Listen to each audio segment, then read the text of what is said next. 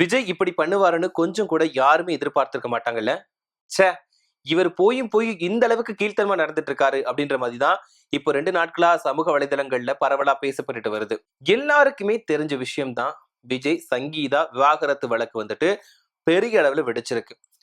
இதுக்கு முக்கிய காரணமா யார சொல்லிட்டு வராங்க அப்படின்னு பார்த்தோம்னா த்ரிஷா. த்ரிஷா பேர் மட்டும் தான் ஆரம்பத்துல இருந்து அடிபடுது. அதாவது சங்கீதா விவாகரத்து மனு தாக்கல் பண்றதுக்கு முன்னாடியில இருந்தே விஜய் வந்து த்ரிஷா கூட தொடர்புல இருக்கார் அப்படின்ற மாதிரி தான் சமூக வலைதளங்கள்ல பரவலா பேசப்பட்டு வருது.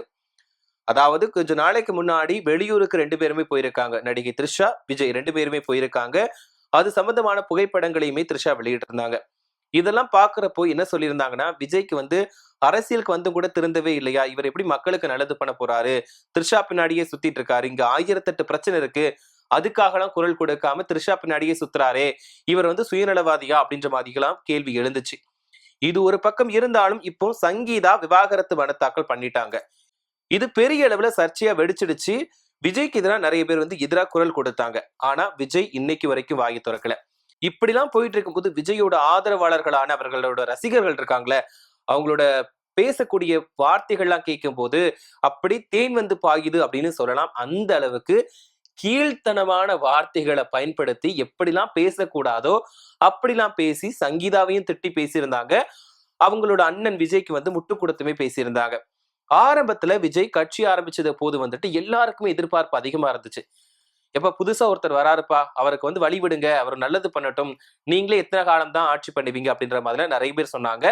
அவர் வரும்போது எல்லாருக்குமே சந்தோஷமா தான் இருந்துச்சு. அவ்வளவு பெரிய ஒரு ஸ்டார் நடிகர் வந்துட்டு சினிமாவை உதறி விட்டுட்டு மக்களுக்காக வராரே அப்படின்ற மாதிரிலாம் இருந்துச்சு.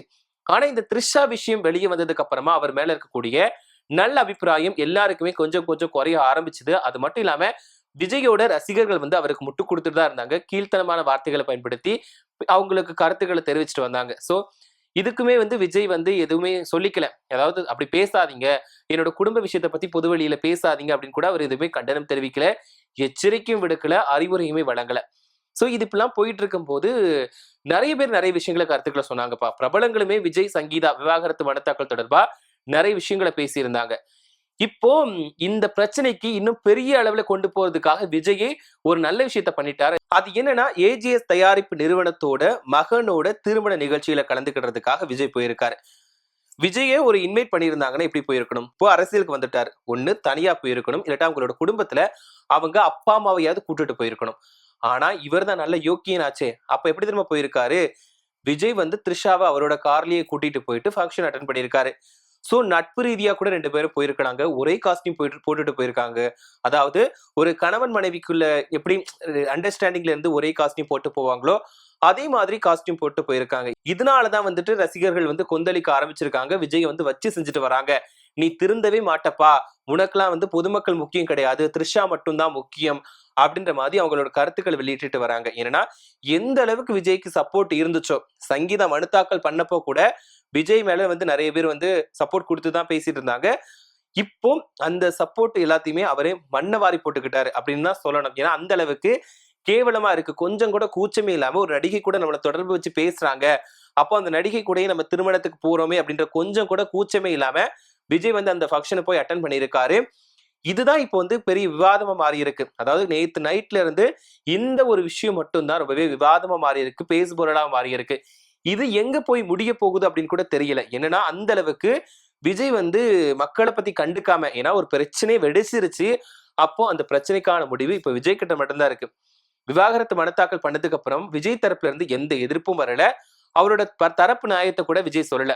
ஆனா விஜயோட ரசிகர்கள் தான் எல்லாமே தெரிஞ்ச மாதிரி பேசினாங்க. எங்க அண்ணன் வந்து பணம் இருக்கு, எத்தனை பேரான வச்சுப்பாரு, சாதாரண குப்பாடுறவங்களுக்கு கூட நிறைய பேர் வச்சுட்டு இருக்காங்க அப்படின்ற மாதிரி கீழ்த்தனமான வார்த்தைகளை பயன்படுத்தி விஜயோட ரசிகர்கள் வந்து ரொம்பவே அவங்களுக்கு சப்போர்ட் கொடுத்தாங்க.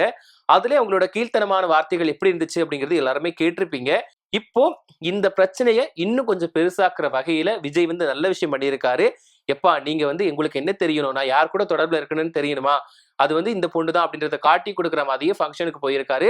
எப்படிதான் இப்போ அரசியலுக்கு வந்துட்டாரு, பொது வெளிக்குன்னு ஒரு விஷயத்துக்கு வந்ததுக்கு அப்புறம் மக்களுக்கான விஷயத்த மட்டும் தானே யோசிக்கணும். இவர் ஆனா மக்களுக்கான விஷயத்த யோசிக்கிறத விட இந்த த்ரிஷா கூட சுத்துறதுதான் முக்கியமா நினைச்சுக்கிட்டு பண்றாரோ அப்படின்ற ஒரு கேள்வியுமே இருக்கு. அது மட்டும் இல்லாம எனக்கு தான் விவாகரத்து ஆக போதே, நான் இவங்களதான் 2வது கல்யாணம் பண்ணிக்க போறேன் அப்படின்ற மாதிரியும் இவர் வந்து க்ளூ கொடுக்குறாரோ அப்படின்ற மாதிரியுமே வந்து எல்லாருமே யோசிக்கிறாங்க. சோ அது தனிப்பட்ட வாழ்க்கை தான். இப்போ நீங்க சொல்லலாம் அவரோட தனிப்பட்ட விருப்பம், யார் கூட வேணாலும் தொடர்புல இருக்கலாம் அப்படின்றது அவரோட தனிப்பட்ட விருப்பம் தான். அதை யாருமே மறுக்க மாட்டாங்க. இதுல மிக முக்கியமா நாம பார்க்க வேண்டியது என்னன்னா, விஜய் இப்போ அரசியலுக்கு வந்துட்டாரு. நான் மக்களுக்கு நல்லது செய்ய போறேன்னு தானே அரசியலுக்கு வந்தாரு. அப்படி இருக்கக்கூடிய ஒருத்தர் மக்களுக்கான பிரச்சனைகளுக்காக மட்டும் தானே ஓடிக்கிட்டே இருக்கணும். ஆனா இவர் வந்து மக்களுக்கான பிரச்சனையை விட த்ரிஷா கூட தான் அதிகமா டைம் ஸ்பெண்ட் பண்றாரோ அப்படின்ற ஒரு கேள்விக்குறி எழுது. இப்போ அந்த ஃபங்க்ஷனுக்கு இன்வைட் பண்ணிருக்காங்க. இப்ப நான் ஆரம்பத்திலே சொன்ன மாதிரி அவரோட குடும்பத்துல இருக்கக்கூடிய மனைவி தான் பிரச்சனை வச்சுக்கோங்களேன். அம்மா அப்பாவை கூட்டிட்டு போயிருக்கலாம்ல. ஏன் அவரோட நண்பர்களை கூட்டிட்டு போயிருக்கலாமே, ஏன் த்ரிஷா கூட போனோம்? அதாவது ஒரு நாளைக்கு முன்னாடி முதலமைச்சர் மு.க. ஸ்டாலின் வந்து ஒரு வீடியோ மூலமா வைரல் ஆனாரு. காங்கிரஸ் கூடனான அந்த கூட்டணி பேச்சுவார்த்தை சுமூகமா முடிஞ்சிருச்சு அப்படின்றத காட்டுறதுக்காக முதலமைச்சர் என்ன பண்ணியிருந்தாரு, ஒரு தம்ஸ் அப் காட்டிட்டு இப்படின்ற மாதிரி காட்டியிருந்தாரு. அது செம்ம அளவுல ட்ரெண்டிங்கா வைரல் ஆச்சு. இப்போ அந்த ட்ரெண்டிங்கை முறியடிக்கிறதுக்காக விஜய் வந்து நீ நேத்து இருந்தியா, இப்ப நான் இன்னைக்கு பாரு நான் எவ்வளவு ட்ரெண்டிங்ல வரேன் அப்படின்ற மாதிரி காட்டுறதுக்காக இந்த விஷயத்த பண்ணாரா அப்படின்ற மாதிரியுமே கேள்விகளை வைக்குது. என்னன்னா விஜய் வந்து நான் இப்படிதான்ப்பா எனக்கு பிடிச்ச மாதிரி தான் இருப்பேன் அப்படின்ற மாதிரி ஒரு தெனாவட்டை காட்டுறதுக்காக இந்த மாதிரி பண்ணாரா அப்படின்றது கூட தெரியல. இப்படி ஒரு மென்டாலிட்டி இருக்கக்கூடிய ஒருத்தர் வந்து எப்படி மக்களை வந்து பாதுகாக்க போறார் அப்படின்ற ஒரு கேள்விக்குறியுமே இருக்குது. சோ தலைவன் அப்படிங்கிறவங்க பின்னாடி நம்மளை ஃபாலோ பண்றவங்களுக்கு வந்து முன் உதாரணமா இருக்கணும். விஜயோட முன் உதாரணம் என்னவா இருக்குது? குடும்பத்தை கண்டுக்காதீங்கப்பா யாருமே, அவங்களுக்கு விருப்பப்படி யார் கூட தொடர்புல இருக்கணுமோ இருந்துக்கோங்க அப்படின்ற மாதிரி அவர் சொல்றாரோ அப்படின்ற மாதிரியுமே இருக்கு. அதாவது ஒரு தலைவனோட முக்கியமான பொறுப்பு வந்து எல்லாரையும் நல்ல வழியில வழிபடுத்த வேண்டியதுதான். நம்மளை ஃபாலோ பண்றவங்க நல்ல விஷயத்த கடைபிடிக்கிறதுக்கு முன் உதாரணமா இருக்கணும். ஆனா விஜய் வந்து அந்த மாதிரி இல்லையோ அப்படின்ற ஒரு சந்தேகம் எழ வைக்குது. இப்போ இந்த விஜயோட வீடியோ பார்த்த விஜயோட ரசிகர்களே என்ன சொல்றாங்கன்னா, உங்க மேல ரொம்பவே மதிப்பும் மரியாதை வச்சிருந்தோம். ஆனா இந்த அளவுக்கு நீங்க போவீங்கன்னு நினைக்கவே இல்லை. உங்களுக்கு அந்த பிரச்சனை அப்ப கூட நாங்க குரல் கொடுத்தோம், உங்க பக்கம் தான் சைட்ல இருந்தோம். ஆனா நீங்க இப்படி இந்த பொது வெளியில இப்படி ஒரு விஷயத்த நீங்க பண்ணதுனால உங்க மேல இருக்கக்கூடிய மதிப்பும் மரியாதையும் குறைஞ்சு போச்சு. கண்டிப்பா இல்ல, உங்களுக்கு ஏன்டா நாங்க வந்து குரல் கொடுத்தோம் அப்படின்ற மாதிரி ஆயிடுச்சு அப்படின்ற மாதிரி விஜயோட ரசிகர்கள் வந்து சொல்லிட்டு இருக்காங்க. இப்படி இருக்கும்போது விஜய் எப்படி 2026 சட்டமன்ற தேர்தலில் ஜெயிக்க போறார் அப்படின்றது ஒரு கேள்விக்குறிதான்.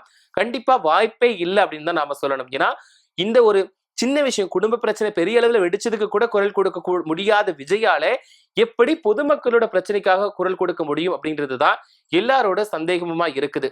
இப்போ சமூக வலைதளங்கள்ல கிட்டத்தட்ட ஒரு வாரத்திற்கு மேலா சமூக வலைதளங்கள்ல கிட்டத்தட்ட ஒரு வாரத்துக்கு மேலாமே விஜயோட பிரச்சனை மட்டும்தான் பேசு பொருளா மாறி இருக்கு. ஆனா விஜய் தரப்புல இருந்து எந்த ஒரு பதிலுமே வரவே இல்லை. என்னை பத்தி பேசாதீங்க அப்படின்னு சொல்லிட்டு கண்டனம் தெரிவிச்சு கூட ஒரு அறிக்கை வெளியிடவே இல்லை விஜய். சங்கீதாவாது எனக்கு தேவையெல்லாம் பேசாதீங்க அப்படின்ற மாதிரி சொல்லியிருந்தாங்க. ஏன்னா சங்கீதா பக்கம் வந்து நியாயம் இருக்கிற மாதிரி தான் இப்ப வந்து எல்லாருமே தெரிஞ்சுக்க ஆரம்பிக்கிறாங்க. ஏன்னா ஒரு பொண்ணு இத்தனை வருஷத்தோட குடும்ப வாழ்க்கையை வந்து வேண்டாம், என்னோட திருமண வாழ்க்கை வேண்டாம் அப்படின்னு சொல்லிட்டு விவாகரத்து கேட்டு மனுத்தாக்கல் பண்ணியிருக்காங்க. அந்த அளவுக்கு வந்து விஜய் அவங்களை குடும்பப்படுத்தி இருக்காங்க அப்படின்றதுதான் ஒரு மிக முக்கியமா பார்க்கப்படுது. எப்படி ஒரு குடும்பம் இருக்கும்போது இன்னொருத்தவங்க கூட தொடர்புல இருக்க முடியும் அப்படிங்கிறது தான் தெரியல. சோ இதுக்கு விஜய் என்ன சொல்ல போறாரு? அதாவது த்ரிஷா கூட தான் பிரச்சனை இருக்குன்னு தெரிஞ்சுமே எப்படி விஜய் வந்து த்ரிஷா கூட வெளியே சுத்துறாரு அப்படிங்கிறது தெரியல. இவர் எப்படி பொறுப்பான ஒரு தலைவனா மாற முடியும் அப்படின்றதுதான் சந்தேகமா இருக்குது. சோ இப்படி ஒரு மென்டாலிட்டியில போனார் அப்படிங்கிறது எப்படியுமே யோசிக்க முடியல. அந்த வீடியோ பார்த்து எல்லாத்துக்குமே ஷாக் மட்டும் தான் இருந்துச்சு தவிர அதுல இருந்து இன்ன வரைக்கும் யாரும் மீண்டு வந்திருக்க மாட்டாங்க. விஜய்க்கு அவ்வளவு சப்போர்ட் இருந்தவங்களே இந்த வீடியோ பார்த்ததுக்கு அப்புறம் இப்படியா அந்த அண்ணன் இருக்காரு, நம்ம அண்ணான்னு தூக்கி வச்சு கொண்டாடின ஒருத்தரா இந்த அளவுக்கு கீழ்த்தனமா நடந்துட்டு இருக்காரு, இவருக்கு போய் நம்ம ஓட்டு போடணும்னு நினைச்சோமே அப்படின்ற மாதிரிலாம் பேசிட்டு இருக்காங்க. சோ விஜய் த்ரிஷா 2 பேரும் அந்த ஃபங்க்ஷன் வீட்டுக்கு போனதை பத்தி நீங்க என்ன நினைக்கிறீங்க? இவங்களோட ரிலேஷன்ஷிப் என்னவா இருக்கும் அப்படின்னு நினைக்கிறீங்க? அப்படின்ற உங்களோட கருத்துக்களை மறக்காம சொல்லுங்க.